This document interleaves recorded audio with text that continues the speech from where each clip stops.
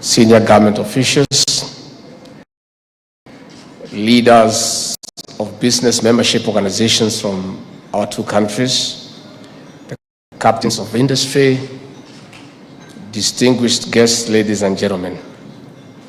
I'm delighted to join you and my colleague, the Vice President of Colombia, at this afternoon's Business Summit, a unique event bringing together the policymakers, trade facilitators, the private sector of our two countries, with a view of fostering bilateral trade and investment relations between Kenya and Colombia.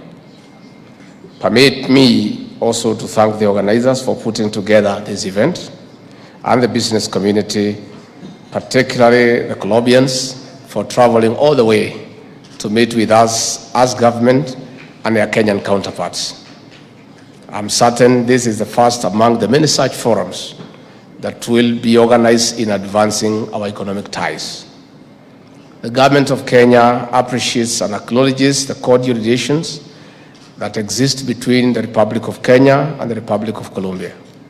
We have today held very constructive bilateral talks with my counterpart with the aim of raising government-to-government engagements in the knowledge that such collaboration has been missing in the past.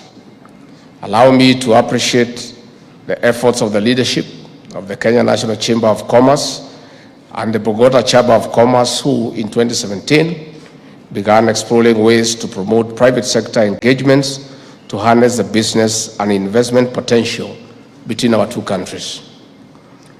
Distinguished guests, ladies and gentlemen, Kenya values partnerships that are mutually beneficial, born out of common ideals, which is why we are also proud to be part of a community with our neighbors, the East African Community, COMESA, African Continental Free Trade, upon our shared desire to achieve economic prosperity for our citizens. We need new and different approaches to partnerships that cuts across traditional barriers and geographical boundaries to thrive. This is because increasingly there is growing interest in the region as a single market by investors.